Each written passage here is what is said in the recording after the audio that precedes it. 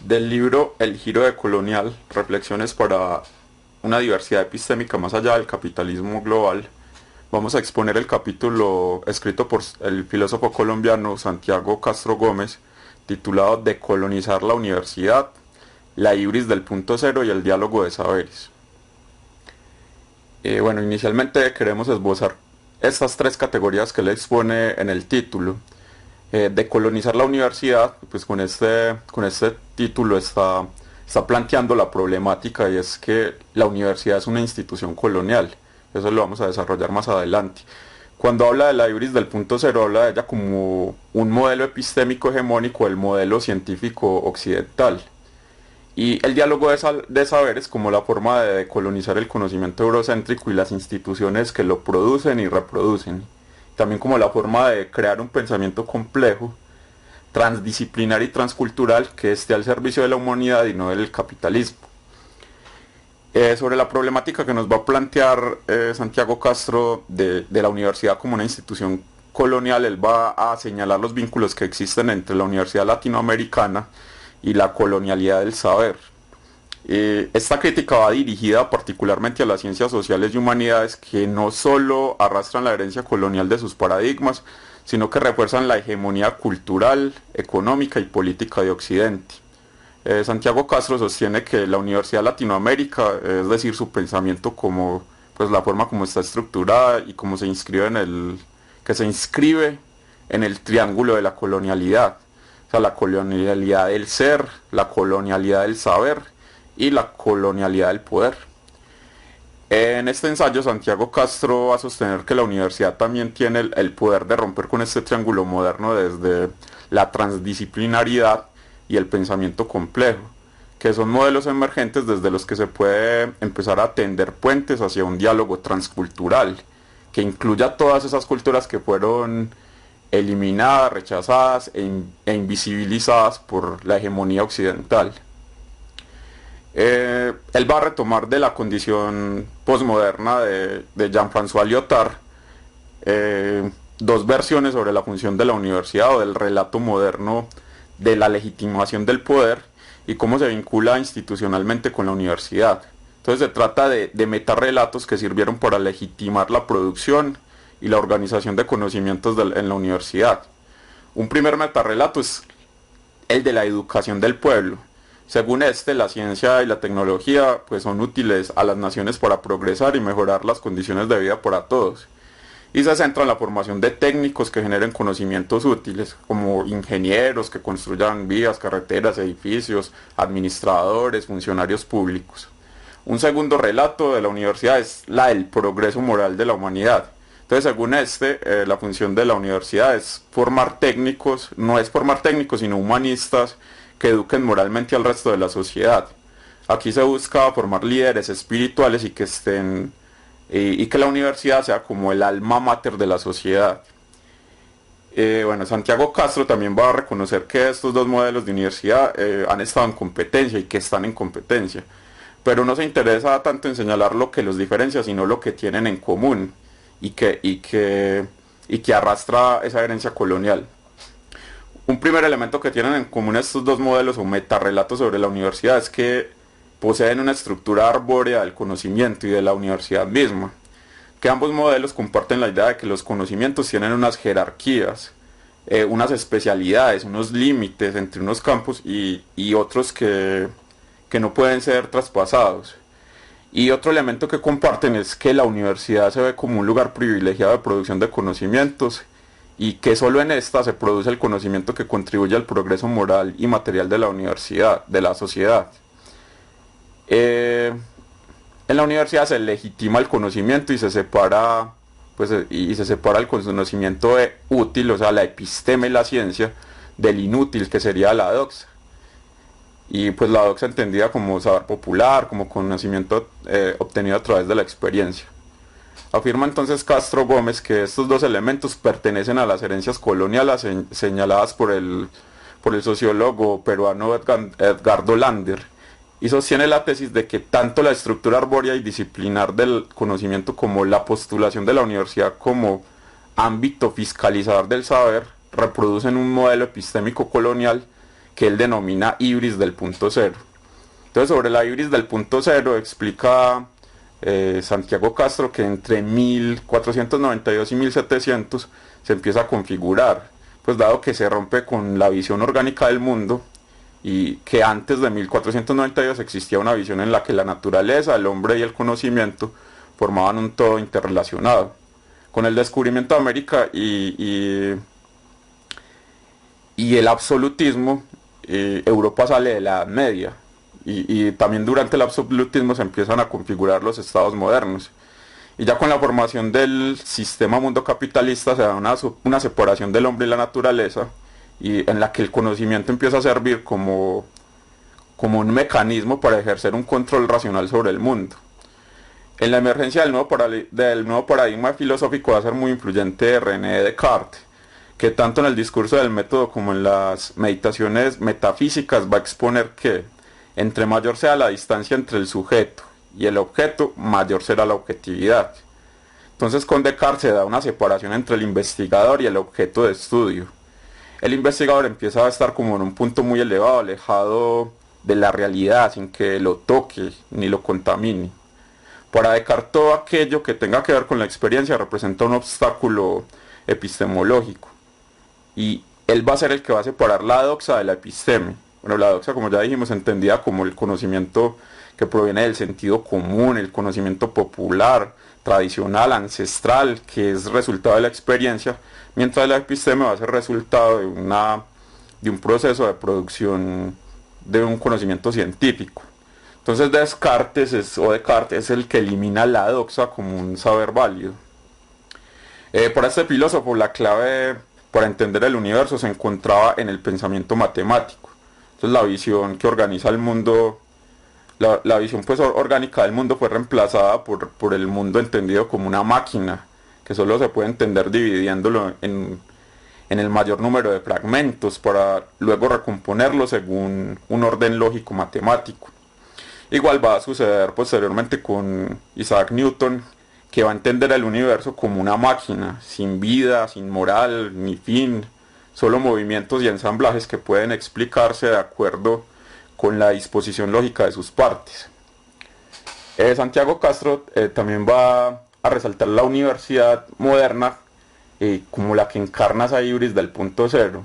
Pues él dice que en la universidad la realidad es dividida en fragmentos, que existen unas disciplinas que recortan y ponen límites a los ámbitos del conocimiento. Por ejemplo, en las ciencias cada uno tiene incluso sus mitologías, sus orígenes.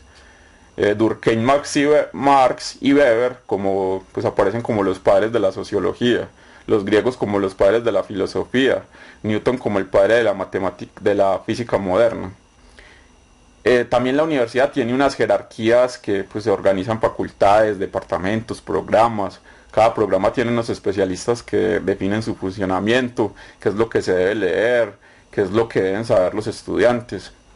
Entonces por eso Santiago Castro se pregunta si existe una alternativa para descolonizar la universidad, liberándola de la arborización que la caracteriza tanto a sus conocimientos como a sus estructuras. Y va a agregar a la problemática que también la universidad enfrenta una crisis de legitimación, dado que la economía capitalista reemplazó a la universidad como lugar privilegiado para la producción de conocimientos.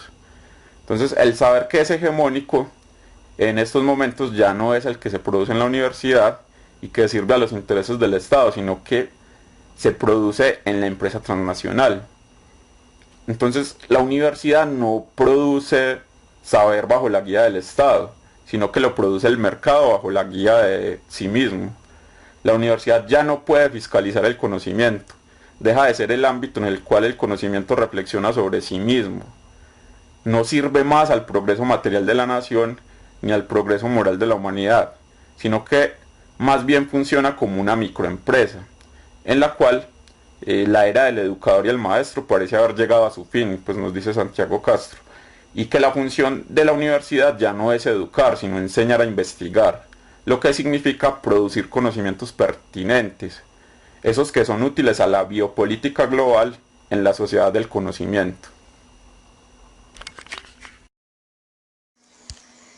Los argumentos anteriormente expuestos muestran un contexto respecto al cual La pregunta de si es posible la decolonización en la universidad tendería a llevar por respuesta un no. Sin embargo, la contemporaneidad emergente trae consigo paradigmas de pensamiento alternativos que rompen con la colonialidad del poder impulsada por la ibris del punto cero y que empiezan a golpear las puertas de la universidad.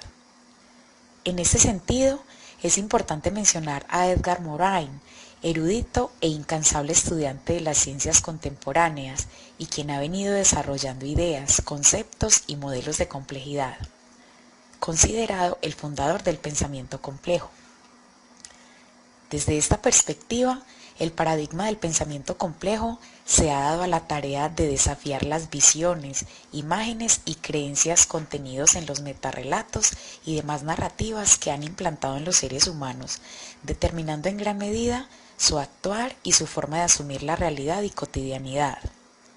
Este nuevo paradigma se traduce a la apertura a la universalidad y viene a romper con la unilateralidad del pensamiento científico e invita a salir de una manera sencilla de ver las realidades, a partir de la cual la especialización hace que cada persona conozca un pequeño fragmento de la realidad. Y, al contrario de las ideologías y ciencias clásicas que han tratado de unificar y homogeneizar ingenua y perversamente lo diverso, propende por la diversificación, dado que la vida halla en esta su potencial organizador, su complejidad y su capacidad de reproducirse de forma espontánea. Morin cita a Pascal con el siguiente planteamiento: siendo las cosas causadas y causantes, ayudadas y ayudantes, mediatas e inmediatas, y todas entretejiéndose por un lazo natural e insensible que liga las más lejanas y las más diferentes, yo considero imposible conocer las partes sin conocer el todo, tanto como conocer el todo sin conocer particularmente las partes. En este sentido, es importante precisar que respecto a la idea de que cada uno de nosotros es un todo físico, químico, biológico, psicológico, social, cultural, integrado en la compleja trama del universo, ha dejado de ser vista con sospecha por muchos hombres de ciencia, por académicos e intelectuales de todo el mundo. Y además es gratificante que desde la física, la biología, la neurociencia, la antropología, la sociología, entre otras, empiecen a revisar implícita y explícitamente los presupuestos epistémicos que marcaron la ibris del punto cero. Según Santiago Castro, el paradigma de la complejidad podría ser benéfico en la medida en que se promueva la transdisciplinariedad, dado que tal y como él lo plantea, vivimos en un mundo que ya no puede ser entendido sobre la base de saberes analíticos que ven la realidad de forma fragmentada. Desde esta perspectiva, la transdisciplinariedad, en lugar de separar, permite ligar los diversos elementos y formas del conocimiento, incluyendo los conocimientos que la modernidad había declarado dóxicos o superficiales, tales como saberes ancestrales, tradiciones culturales lejanas o exóticas. Más aún, cuando el tema de la transdisciplinariedad se encuentra unido a otro asunto no menos importante: el diálogo de saberes. ¿Y cómo es posible entonces un diálogo de saberes? Según Santiago Castro, el diálogo de saberes solo es posible a través de la decolonización del conocimiento, que significa descender desde el punto cero, lo cual implica reconocer que el observador es parte integral de aquello que observa y que no es posible ningún experimento social en el cual podamos actuar como simples experimentadores. En ese sentido, ya no es el alejamiento, sino el acercamiento, el ideal que debe guiar al investigador de los fenómenos sociales y naturales. Para finalizar, según Santiago Castro, decolonizar la universidad significa por lo menos dos cosas. Primero, el favorecimiento de la transdisciplinariedad, es decir, luchar contra la departamentalización del conocimiento como firme aliado de la lógica mercantil. Segundo, el favorecimiento de la transculturalidad, traducida en entablar diálogos y prácticas articulatorias con aquellos conocimientos que fueron excluidos del mapa moderno de las epistemes por habérseles considerado míticos o supersticiosos. Conocimientos que estaban ligados con aquellas poblaciones de Asia, África y América Latina que entre los siglos XVI y XIX fueron sometidos al dominio europeo. En pocas palabras, es importante aclarar que la propuesta de la decolonización de la universidad no trata de ir en contra de la ciencia moderna. Se habla más bien de una ampliación del campo de visibilidad abierto por la ciencia occidental moderna, dado que ésta fue incapaz de abrirse a dominios prohibidos como las emociones, la intimidad, el sentido común, los conocimientos ancestrales y la corporalidad. Se pregona finalmente por la conjunción epistémica, es decir, por un pensamiento integrativo, en el que la ciencia occidental pueda enlazarse con otras formas de producción de conocimientos, con la esperanza de que la ciencia y la educación dejen de ser aliados del capitalismo postfordista.